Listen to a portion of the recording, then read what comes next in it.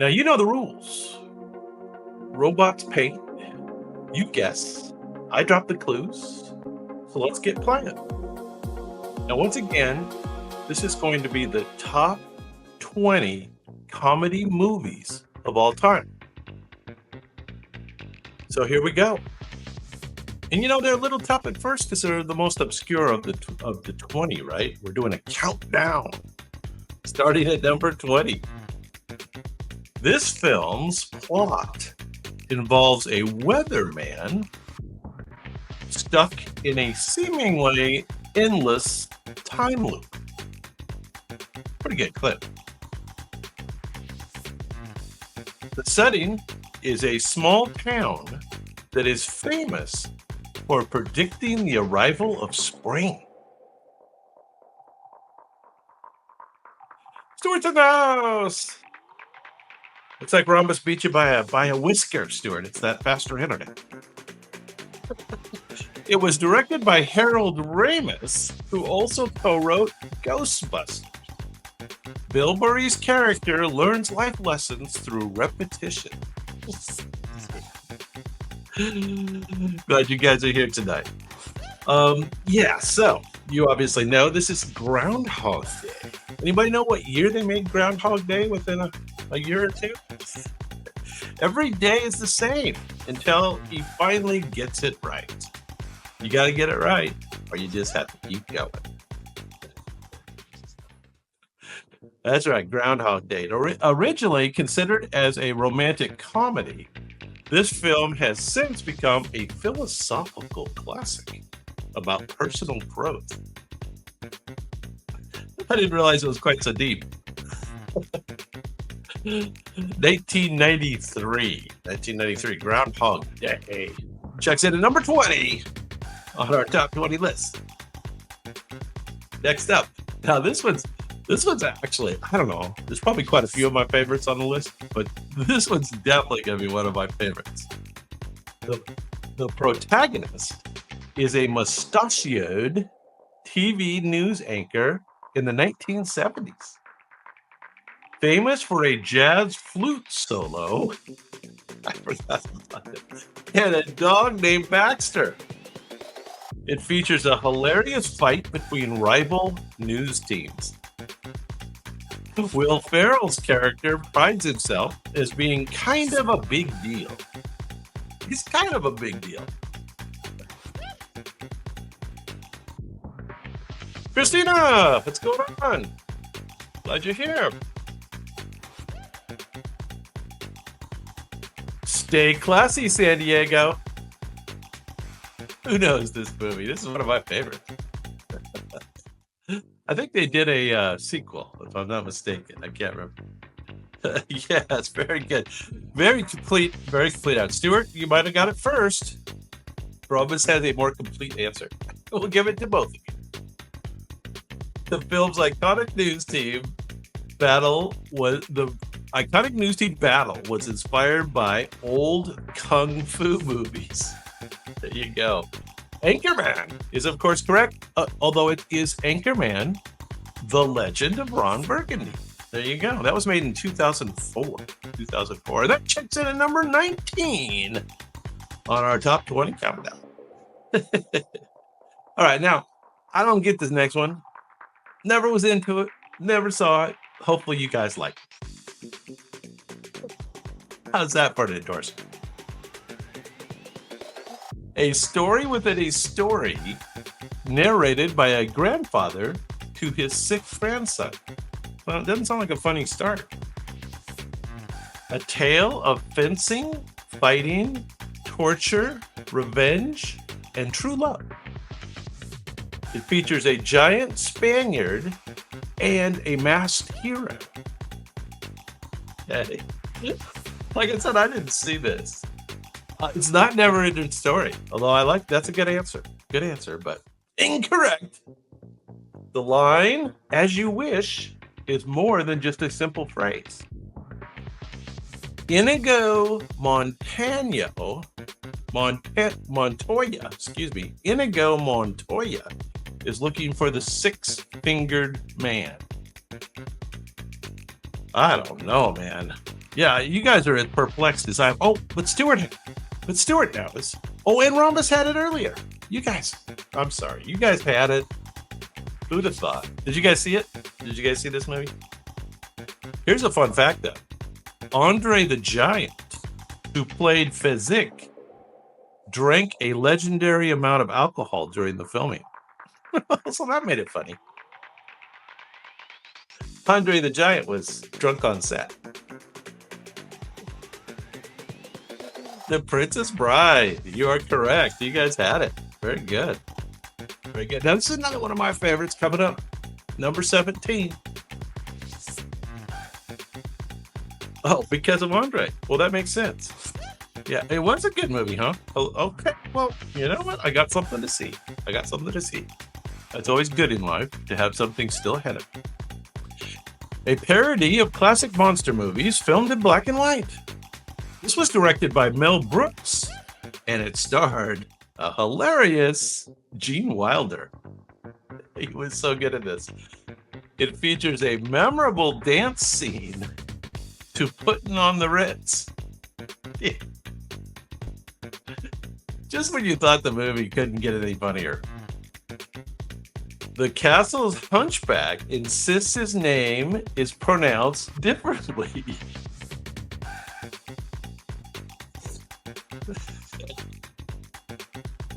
Correct. Rhombus, Stewart, that is correct. Funny movie, right? A hilarious movie. The late Terry Garr was in it. Yeah, lots of classic people. It's pronounced Frankenstein.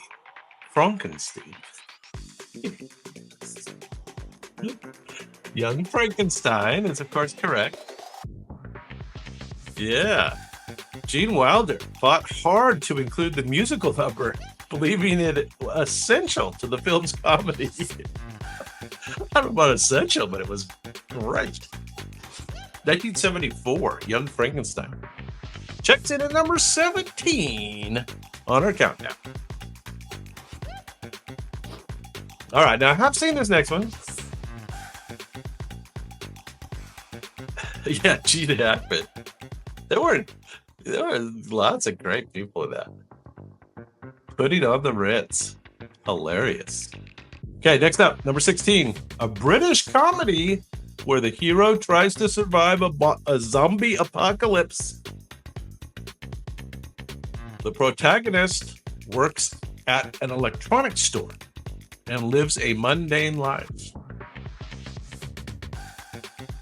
We'll just go to the pub and wait for it all to blow over.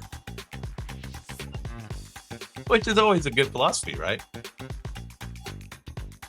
Simon Pegg and Nick Frost's chemistry shines in this cult hit. It's the first film in the Cornetto trilogy. I didn't realize that.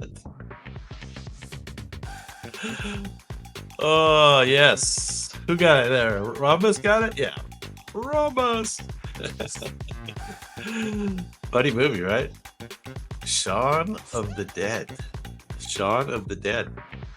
The zombies were played by fans of the TV show Spaced, also created by Edgar Wright. Sounds like quite a cult film.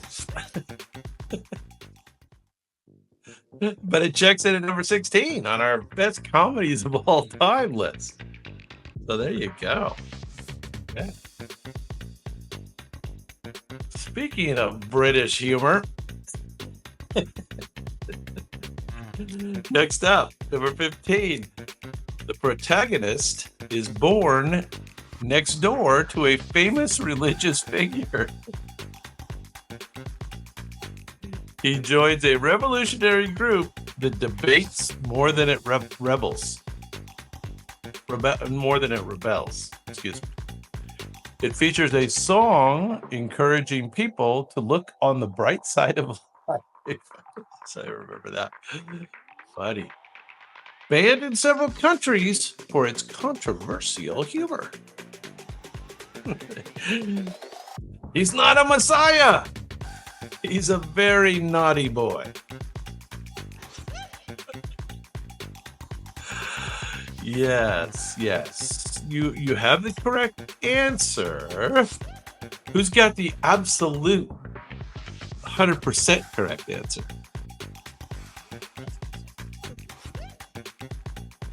Alex is in the house. What's going on, Alex? Good to see you. We are doing number 15 on the comedy movies list. And this is a funny one. It's The Life of Brian, but I was looking for Monty Python's Life of Brian. I guess that's too picky. Good job. Number 14. Just trying to be a pain. Just trying to be difficult.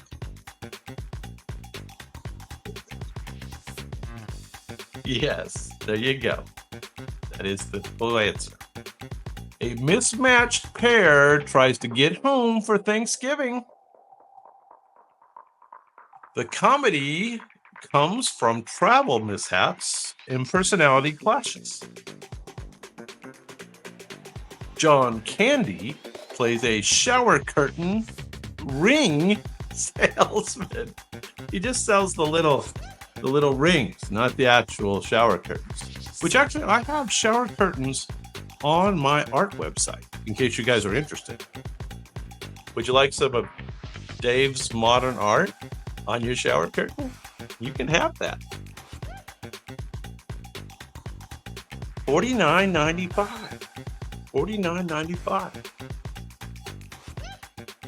Directed by John Hughes, better known for teen comedies, Those Aren't Pillows. Shady, what's going on? Oh, who got it first here? Looks like Rhombus beats Stewart by an inch. And Rhombus does have the correct order on the transportation modes as well. JD has it as well. Planes, trains, and automobiles is correct. Don't forget about those shower curtains available on davidhansonart.com.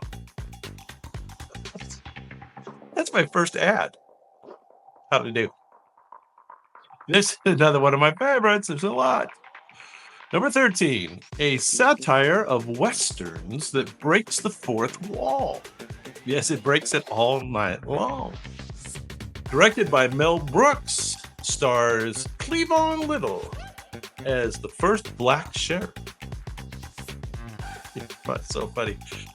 Famous for a rowdy campfire scene involving beans. The villain's name is... I'm going to let you guys guess that. Do you remember the villain's name? And it's a take on a famous actress. The villain's name is a take on a famous golden age Hollywood actress. You guys remember what I'm talking about? What in the wide world of sports is going on here? I forgot that. Yes, you all are getting it correct. Correct. Anybody remember what I'm talking about? With the villain's name is a take on the famous golden age, one of the most beautiful women in Hollywood. How about this? Hedley Lamar. A take on Hedy Lamar. Hedley Lamar. That's right. Mel Brooks fought studio executives to keep some of the edgier jokes in the movie. There you go. Blazing Saddles, if we didn't say that already. Funny movie. Oh, another classic here. Here we go. More contemporary. This might bring up a Tyson story again. A Las Vegas bachelor party goes completely off the rails. The groom goes missing and his friends can't remember the night before. Wonder why they can't remember. A tiger a baby, and Mike Tyson, Iron Mike, all become unexpected guests. Zach Galifianakis, his character sports a baby carrier and an unforgettable beard. Of course.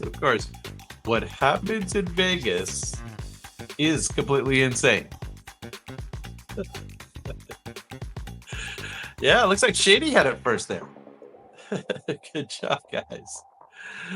The baby in the film was actually played by twins. Standard practice in filmmaking. Standard practice. You can't overwork those babies. Not allowed. The Hangover, 2009, checks in at number 12 on our famous comedy movies of all time.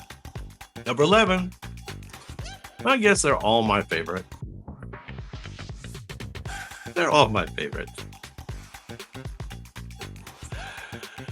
Two well-meaning but completely clueless friends go on a cross-country trip. Here's a key clue. Jim Carrey and Jeff Daniels deliver hilariously idiotic performances. Yes, of course. Now, what was their favorite mode of travel? What was this is after their mode of travel broke down, I think. This picture, but what was their mode of travel? So you're telling me there's a chance? I don't remember that one. Yeah, it's a funny movie.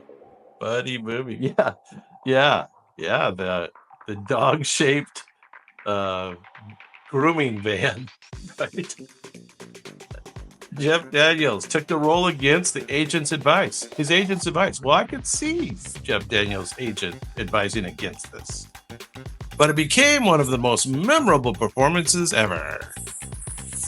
Dumb and Dumber. There you go. Yeah, it was like a hairy dog man. Yes, it was. That checked in at number 11 on our famous comedies of all time, Dumb and Dumber.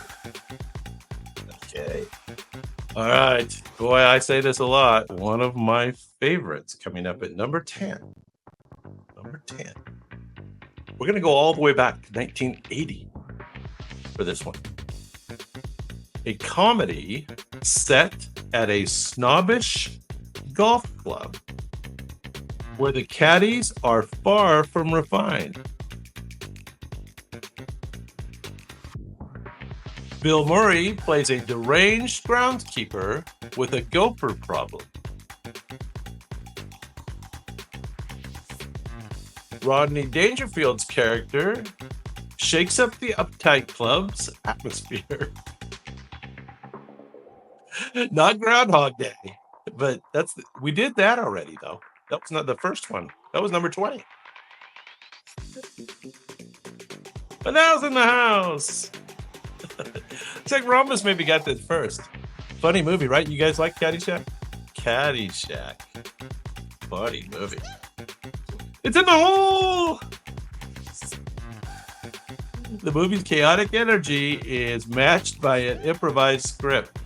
Chevy Chase is tie. You want to tie me up with some ties, Ty? The gopher puppet was added late in the production and became one of the film's most memorable characters. I don't know. I could have done without the puppet gopher. A lot of good characters. Caddyshack. All right. That was number 10. Here's number 9.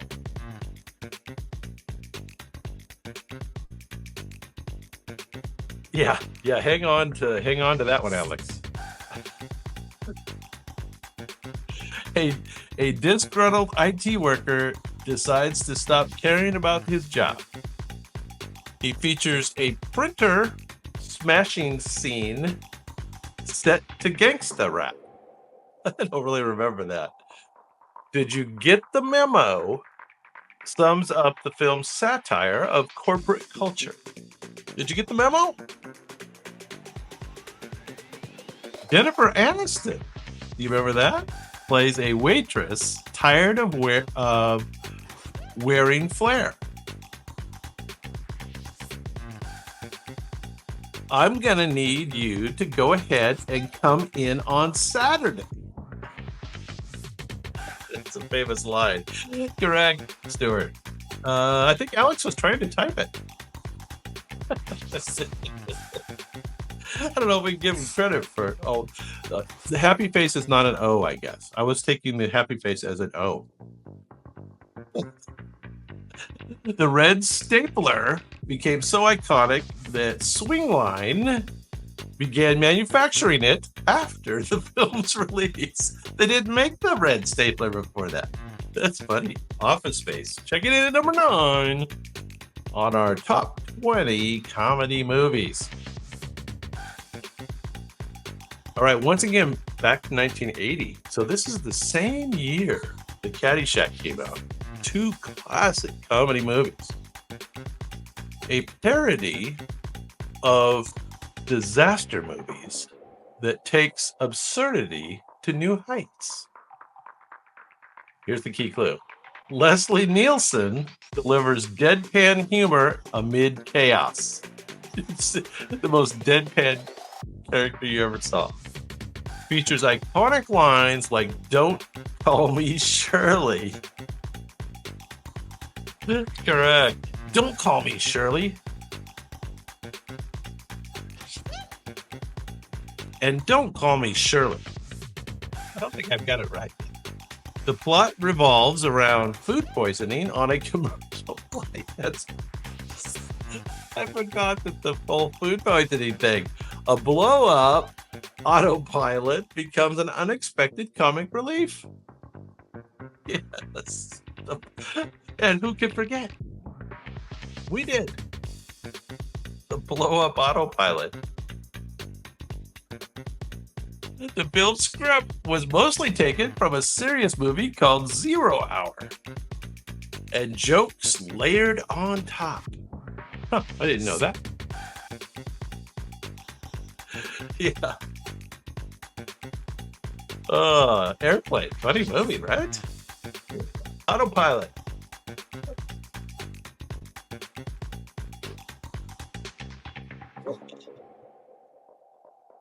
All right. Here we go. Kimchi.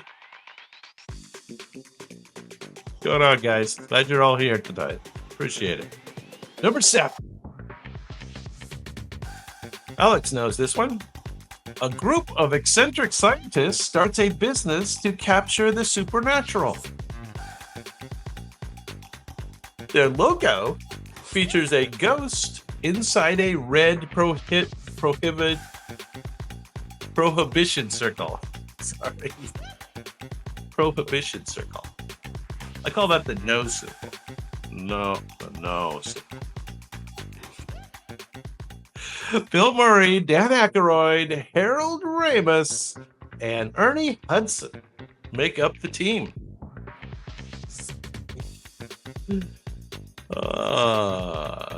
Who are the other two? The man and the woman that were part of the problem with the ghost. Who remembers those characters? Stay Puft Marshmallow Man's rampage is an iconic climax. The demons take over the people. Do you remember?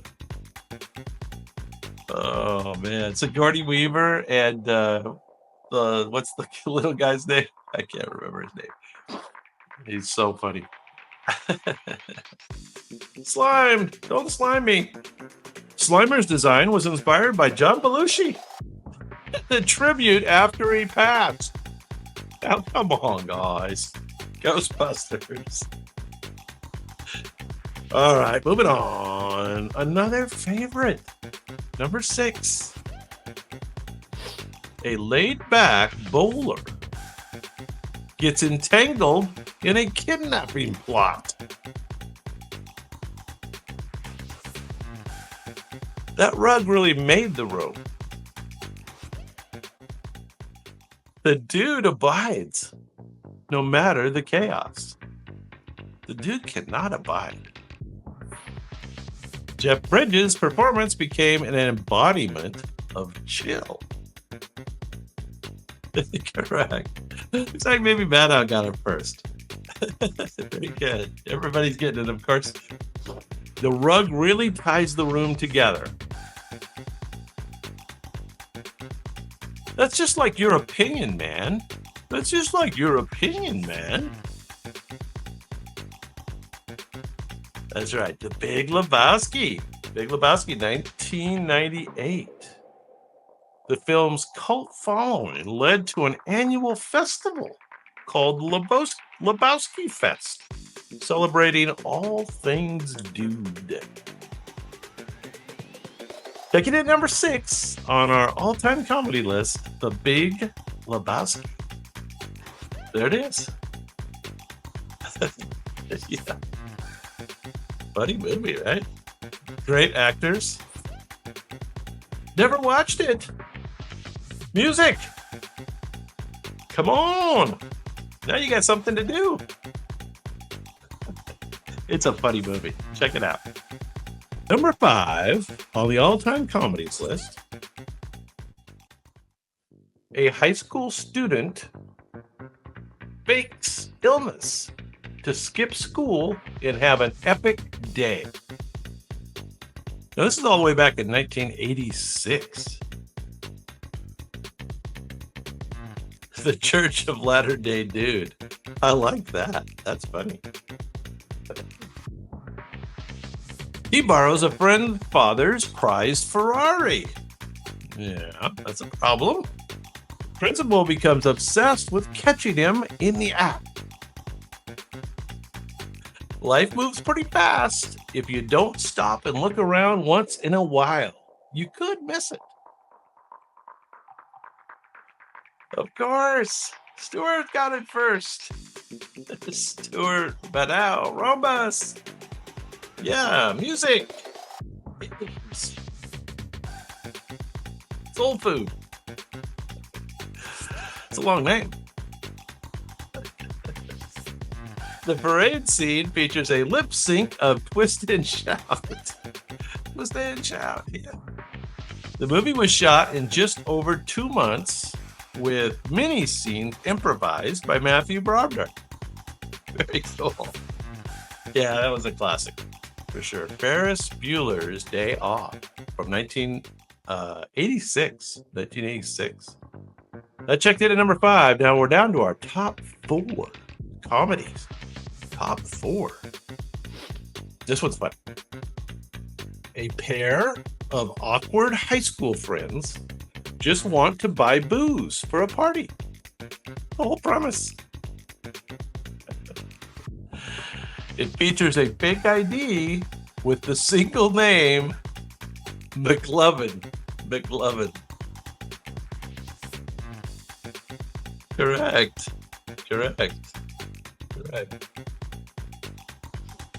The night spirals out of control as the boys navigate awkward social situations. Jonah Hill and Michael Cera's chemistry carries the film. Now keep in mind, this is the most popular movies among people alive today. It's not necessarily the classic comedies of Hollywood. So keep that in mind. I am McLovin. The script was written by Seth Rogen and Evan Goldberg when they were in high school. There you go. Yeah, who got it first? Did Ramos get it first, or did somebody way above that? Shady, you got it. It's like Ramos had it. Everybody got it done. The doctor's in the house. Always good to have a doctor in the house. Especially when we're down to the top 3 comedies of all time. top 3 most popular comedies of all time. And this movie is funny. A down on her luck baker becomes the maid of honor for her best friend. Funny movie. Rivalry with another bridesmaid leads to hilarious tension. This movie features a disastrous dress fitting after a questionable meal. Do you remember the scene? Do you remember the dress fitting scene? Kristen Wiig and Melissa McCarthy steal the show with their comedy. I don't remember this line, but help me, I'm poor. Help me, I'm poor.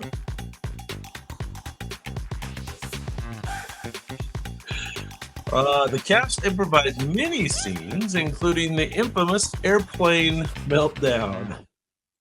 Well, airplane meltdowns have become a thing, right? That's like a real life thing.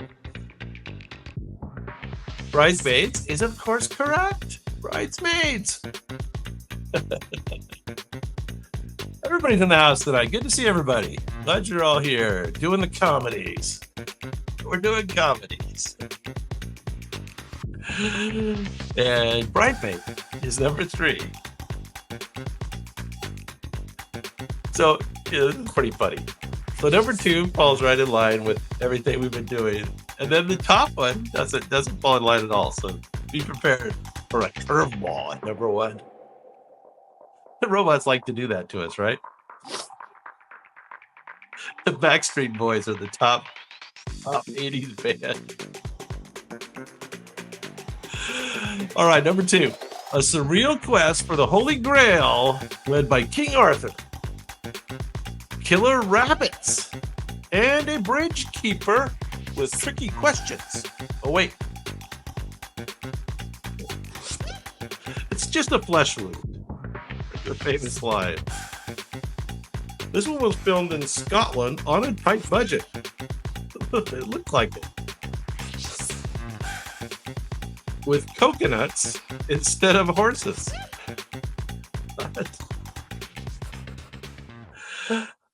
Yes, correct. Rhombus.